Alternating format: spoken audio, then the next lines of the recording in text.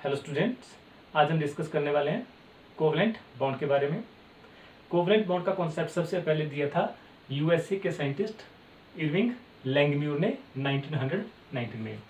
1919 में इरविंग लैंगम्यूर ने एक थ्योरी पेश की, जिस थ्योरी को कहा गया लेविस लैंगम्यूर थ्योरी।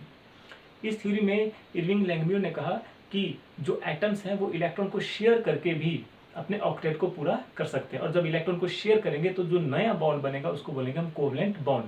तो कोवलेंट बॉन्ड की डेफिनेशन हो जाएगी the bond which is formed by mutual sharing of electrons by the atom is known as covalent bond. तो ऐसा बॉन्ड जो म्यूचुअल शेयरिंग से बनता है उसको हम बोलते हैं कोवलेंट बॉन्ड। तो कोवलेंट बॉन्ड, इसके लिए हम एग्जाम्पल लेंगे formation of H2। H2 molecule में दो हाइड्रोजन के एटम है, दोनों के पास एक एक इलेक्ट्रॉन है, दोनों ने अपना एक एक इलेक्ट्रॉन शेयर कर दिया और बन गया H2 मॉलिक्यूल। और इस H2 मॉलिक्यूल में ये जो बॉन्ड है ये है कोवलेंट बॉन्ड। इसमें जो एक इलेक्ट्रॉन है इस हाइड्रोजन का है, दूसरा इलेक्ट्रॉन इस हाइड्रोजन का है। यहाँ पे भी हमने इसी को दिखाया हुआ है।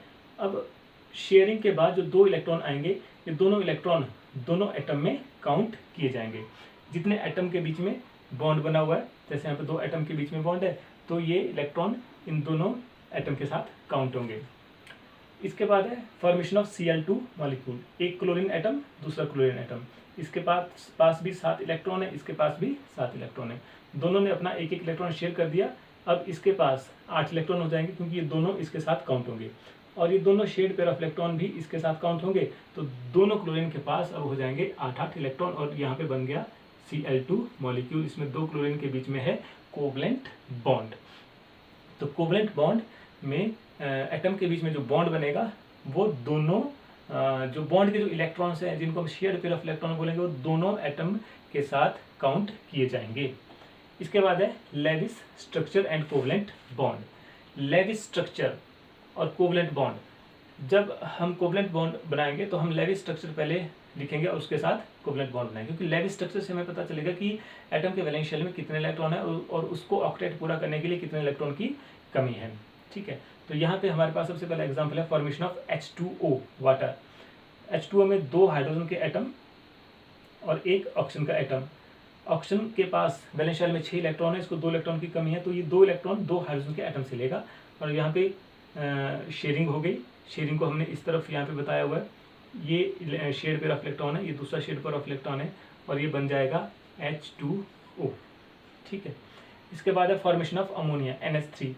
NH3 में एक नाइट्रोजन एटम, इसके वैलेंस शेल में 5 इलेक्ट्रॉन है, 3 इलेक्ट्रॉन की कमी है, और 3 हाइड्रोजन के एटम, हाइड्रोजन के पास एक इलेक्ट्रॉन है और 3 के पास 3 हो गए, तो 3 हाइड्रोजन इसके साथ अपने इलेक्ट्रॉन को शेयर करेंगे। इस तरह से शेयर कर दिया है, यहाँ पे इधर और इधर, और बन गया NH3। This is NH3। Next है हमारे पास CCl4। CCl4 में कार्बन के वैलेंस शेल में 4 इलेक्ट्रॉन है, इसको और 4 इलेक्ट्रॉन की कमी है, और क्लोरीन के पास 1 इलेक्ट्रॉन है, तो 4 क्लोरीन अपने 4 इलेक्ट्रॉन शेयर करेंगे कार्बन के साथ, और बन जाएगा CCl4। तो दिस इज CCl4। तो वैलेंस शेल में कितने इलेक्ट्रॉन है हमें लेविस स्ट्रक्चर से पता चलता है, और लेविस स्ट्रक्चर से हम बोल सकते हैं कि वो पर्टिकुलर जो एटम है वो कितने इलेक्ट्रॉन शेयर करके अपने ऑक्टेट को पूरा करेगा। ठीक है, नेक्स्ट है हमारे पास molecules having multiple covalent bond. ऐसे भी मॉलिक्यूल्स हैं जिनमें एक से ज़्यादा कोवलेंट बॉन्ड होते हैं। तो डिफरेंट टाइप के कोवलेंट बॉन्ड हम यहाँ पे डिस्कस करेंगे। जैसे अगर किन्हीं दो एटम के बीच में एक एक इलेक्ट्रॉन शेयर किया जा रहा है, दो एटम है वो आपस में एक एक इलेक्ट्रॉन शेयर कर रहे हैं, तो एक बॉन्ड बना, तो उसको हम बोलेंगे सिंगल कोवलेंट बॉन्ड। जैसे हमने यहाँ पे डिस्कस किया हाइड्रोजन के केस में, हाइड्रोजन है, एक इलेक्ट्रॉन इस हाइड्रोजन का है, दूसरा इलेक्ट्रॉन इस हाइड्रोजन का है, दोनों ने शेयर किया और बॉन्ड बना दिया, एक बॉन्ड बना, इसको बोलेंगे सिंगल बॉन्ड, और इसको हम सिंगल एक डॉट से, एक डैश से रिप्रेजेंट करते हैं। इसके बाद है डबल कोवलेंट बॉन्ड। जब दो एटम दो इलेक्ट्रॉन शेयर करेंगे, 2 इलेक्ट्रॉन एक एटम के होंगे, 2 इलेक्ट्रॉन दूसरे एटम के होंगे, दोनों इनको शेयर करेंगे म्यूचुअली, तो 2 बॉन्ड बन जाएंगे, इनको बोलेंगे हम डबल कोवलेंट बॉन्ड, और 2 लाइन से इसको हम डिनोट करते हैं। जैसे इस ऑक्सीजन के पास इस ऑक्सीजन ने 2 इलेक्ट्रॉन शेयर किए, इस ऑक्सीजन में भी 2 इलेक्ट्रॉन शेयर किए, और क्या बन गया, डबल बॉन्ड बन गया। ठीक है, इसी तरह से ट्रिपल कोवलेंट बॉन्ड, जब कोई दो एटम तीन इलेक्ट्रॉन शेयर करेंगे तो 3 कोवलेंट बॉन्ड इकट्ठे बनेंगे, इनको बोलते हैं हम ट्रिपल कोवलेंट बॉन्ड। जैसे इस नाइट्रोजन ने भी 3 इलेक्ट्रॉन शेयर किए और इस नाइट्रोजन ने भी 3 इलेक्ट्रॉन शेयर किए, तो अल्टीमेटली क्या बन गया, ट्रिपल कोवलेंट बॉन्ड। तो सिंगल कोवलेंट बॉन्ड भी होता है, डबल भी बनता है और ट्रिपल कोवलेंट बॉन्ड भी बनता है। H2 में सिंगल कोवलेंट बॉन्ड है, O2 में डबल कोवलेंट बॉन्ड है और N2 में ट्रिपल बॉन्ड है। Okay, next very important topic is formal charge. Formal charge क्या है, ये एक्चुअल चार्ज नहीं होता। फॉर्मल चार्ज हम कहाँ पे डिस्कस करते हैं, ऐसे अगर आयंस हैं, जैसे Cl नेगेटिव है, ऐसा आयन है जिसमें एक एटम के ऊपर नेगेटिव चार्ज है, तो इसको हम बोलते हैं मोनो एटॉमिक आयन। पॉजिटिव भी हो चाहे नेगेटिव भी हो, दोनों तरह के हो सकते हैं। तो ये है मोनो एटॉमिक आयन। जैसे मान लो H+ है, तो ये मोनो एटॉमिक पॉजिटिव आयन है, मोनो एटॉमिक नेगेटिव आयन है। और यहाँ पे हमने लिखा है CO3 2 नेगेटिव, यहाँ पे क्या है, ये पॉली एटॉमिक आयन है। बहुत से एटम है, एक कार्बन है 3 ऑक्सीजन है और उसके ऊपर 2 नेगेटिव चार्ज है। तो पॉली एटॉमिक आयन के केस में जो भी चार्ज होगा, ये जो चार्ज है ये पॉली एटॉमिक जो मॉलिक्यूल है उसके ऊपर प्रेजेंट होता है। ठीक है, तो पॉली एटॉमिक आयन में जो चार्ज है ये एक्चुअल में किस एटम के ऊपर प्रेजेंट है उसको हम फाइंड आउट कर सकते हैं बाय यूजिंग फॉर्मल चार्ज। ठीक है, जो सिंपल मॉलिक्यूल है, न्यूट्रल मॉलिक्यूल है, उसमें भी हम दे सकते हैं कि एटम के ऊपर चार्ज आ रहा है या नहीं आ रहा है। ठीक है, तो फॉर्मल चार्ज की डेफिनेशन क्या हो जाएगी, formal charge is defined as the difference between the number of valence electron of free or isolated atom to the number of electrons assigned to that particular atom by Lewis structure। इसका मतलब क्या है कि एक particular जो atom है, जब वो फ्री स्टेट में उसने बॉन्ड नहीं बनाया हुआ, तो उस स्टेट में उसके पास वैलेंस शेल में कितने इलेक्ट्रॉन हैं, उससे जब हम माइनस कर देंगे कि उस पर्टिकुलर एटम को लेविस स्ट्रक्चर कितने इलेक्ट्रॉन असाइन कर रहा है, तो उसको हम बोलेंगे फॉर्मल चार्ज। इसको हम निकाल सकते हैं by using this formula, Fc is equal to V minus L minus half S। अब इसमें Fc क्या है, Fc इज फॉर्मल चार्ज। जो यहाँ पे V लिखा हुआ है, V इज वैलेंस इलेक्ट्रॉन। जब एटम फ्री स्टेट में तो उसके वैलेंस शेल में कितने इलेक्ट्रॉन है, तो वो V से हम डिनोट कर रहे हैं। माइनस L, L क्या है, लोन पेयर ऑफ इलेक्ट्रॉन्स। जब लेविस स्ट्रक्चर बन गया तो लेविस स्ट्रक्चर में उस पर्टिकुलर एटम के अराउंड कितने लोन पेयर हैं वो हम यहाँ पे लिखेंगे, लोन पेयर में कितने इलेक्ट्रॉन्स है वो लिखेंगे। और माइनस हाफ S, S क्या है, shared pair of electrons. Lewis structure में जब एटम ने बॉन्ड बना दिया तो उसने कितने बॉन्ड बनाए और उन बॉन्ड में कितने इलेक्ट्रॉन्स हैं वो रिप्रेजेंट कर रहा है S। तो इसको हम कैलकुलेट करेंगे तो ईजिली आपको समझ आएगा। तो हम इसको कैलकुलेट करने के लिए पहला एग्जाम्पल हमने लिया O3, ओजोन मॉलिक्यूल। ओजोन क्या है, न्यूट्रल है, इसके ऊपर कोई चार्ज नहीं है। तो हमने यहाँ पे O3 का स्ट्रक्चर बना दिया, O डबल बॉन्ड O और सिंगल बॉन्ड O। इस ऑक्सीजन को हमने नंबर 1 बोला, इस ऑक्सीजन को नंबर 2, इस ऑक्सीजन को नंबर 3। अब हम फॉर्मल चार्ज निकालेंगे सबसे पहले नंबर 1 वाले ऑक्सीजन के लिए, इसलिए हमने लिखा FCO ब्रैकेट में 1 कि हम जो पहला ऑक्सीजन जो है जिसको हमने नंबर 1 दिया उसके लिए हम फॉर्मल चार्ज निकाल रहे हैं। अब हम इस ऑक्सीजन के लिए निकाल रहे हैं, तो ऑक्सीजन के वैलेंस शेल में कितने इलेक्ट्रॉन होते हैं जब उसने बॉन्ड नहीं बनाया हुआ है। फ्री स्टेट में ऑक्सीजन के वैलेंस शेल में 6 इलेक्ट्रॉन होते हैं, कन्फिगरेशन से निकल जाता है 1s2 2s2 2p4। तो 2s2 और 2p4 टोटल हो गए 2 और 4 6। तो ऑक्सीजन के वैलेंस शेल में है 6 इलेक्ट्रॉन, इसलिए हमने लिखा 6 माइनस यहाँ पे V क्या है, V माइनस L। V हमने लिख दिया 6 और L क्या है, लोन पेयर्स। तो ये क्या है, लेविस स्ट्रक्चर है। लेविस स्ट्रक्चर में इस ऑक्सीजन के पास जो इलेक्ट्रॉन्स बॉन्ड नहीं बना रहे हैं होते हैं उनको बोलते हैं लोन पेयर्स। तो ये एक पेयर है, लोन पेयर है, और एक पेयर में 2 इलेक्ट्रॉन होते हैं।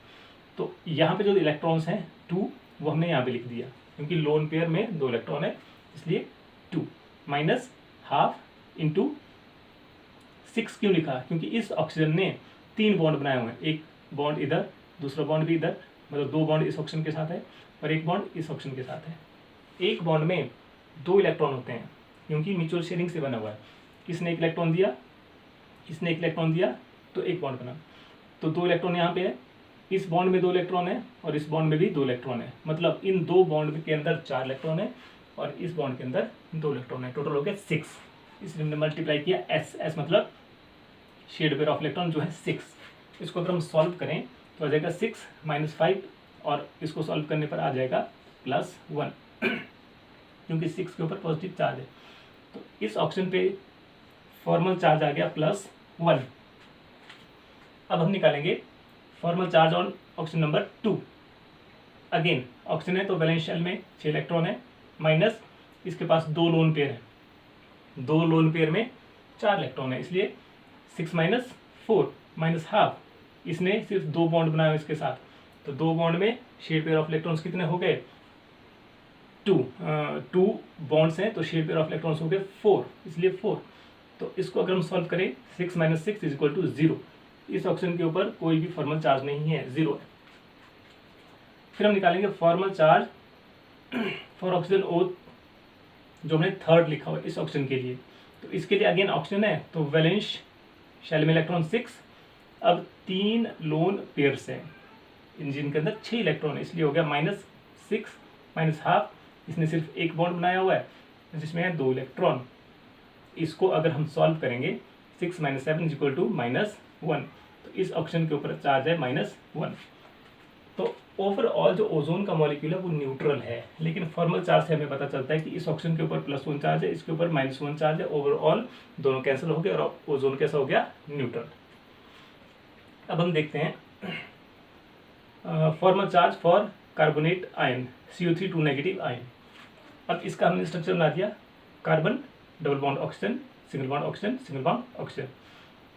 सबसे पहले हम फॉर्मल चार्ज निकालेंगे कार्बन के लिए, जिसको हमने नंबर 1 दिया हुआ है, Fc फॉर कार्बन = अब कार्बन के वैलेंस शेल में होते हैं 4 इलेक्ट्रॉन्स जब कार्बन किसी के साथ बॉन्ड नहीं बना रहा है, इसलिए 4 माइनस इस कार्बन के पास कोई भी लोन पेयर नहीं है, इसलिए L की वैल्यू 0 आ गई, -½ इंटू इस कार्बन ने 2 बॉन्ड इधर बनाए, एक बॉन्ड इधर है, एक इधर है, टोटल इसने 4 बॉन्ड बनाए और 4 बॉन्ड में टोटल है 8 इलेक्ट्रॉन, इसलिए मल्टीप्लाइड बाय 8। इसको अगर हम सॉल्व करेंगे 4 - 4 = 0। इस कार्बन के पास इस कार्बन के ऊपर कोई भी फॉर्मल चार्ज नहीं है। अब हम जो हमने इस ऑप्शन को नंबर 2 दिया हुआ है इसके लिए निकालेंगे फॉर्मल चार्ज ऑप्शन नंबर 2 के लिए। ऑक्सीजन है तो ऑक्सीजन के वैलेंस शेल में 6 इलेक्ट्रॉन, माइनस इसके ऊपर 2 लोन पेयर हैं और इन 2 लोन पेयर में है 4 इलेक्ट्रॉन, इसलिए -4 -½ इंटू इस ऑक्सीजन ने सिर्फ 2 बॉन्ड बनाया हो कार्बन के साथ, इसलिए उनके अंदर है 4 इलेक्ट्रॉन। तो अल्टीमेटली इसको सॉल्व करें 6 - 6 अगेन आ जाएगा 0। इस ऑप्शन के ऊपर भी 0 फॉर्मल चार्ज है। और अब हम ये वाला जो ऑप्शन और ये वाला ऑप्शन दोनों सेम है। देखिए इस ऑप्शन ने एक बॉन्ड बनाया हुआ है, इस ऑप्शन ने भी एक बॉन्ड बनाया हुआ है। इस ऑप्शन के ऊपर 3 लोन पेयर है, इस ऑप्शन के ऊपर भी 3 लोन पेयर है। तो हम किसी एक के लिए निकालेंगे, दोनों के लिए वो सेम निकल के आ जाएगा। तो formal charge for this option या इसके लिए निकाल लो, किसी के लिए भी ऑप्शन के वैलेंस शेल में इलेक्ट्रॉन 6 माइनस 3 लोन पेयर्स हैं जिनमें टोटल इलेक्ट्रॉन्स हैं 6, तो अगेन -6 -½ इंटू एक बॉन्ड बनाया हुआ है तो 2 इलेक्ट्रॉन। सॉल्व करेंगे 6 - 7 = -1। इसका मतलब है इस ऑप्शन के ऊपर है -1 चार्ज, इस ऑप्शन के ऊपर भी यह है -1 चार्ज, क्योंकि दोनों सेम है। तो अब हमें क्लियर है कि कार्बोनेट CO3 2 नेगेटिव में जो 2 नेगेटिव चार्ज है उनमें से एक 1- इस ऑप्शन पे है और -1 इस ऑप्शन के ऊपर है। तो फॉर्मल चार्ज से हम कैलकुलेट कर सकते हैं कि पॉलीएटॉमिक आयन में जो चार्ज है वो एक्चुअल में किस एटम के ऊपर आया हुआ है। बहुत इंपॉर्टेंट टॉपिक है अगेन ये, और अच्छे से इसको अंडरस्टैंड करना है। ठीक है, ओके, थैंक यू।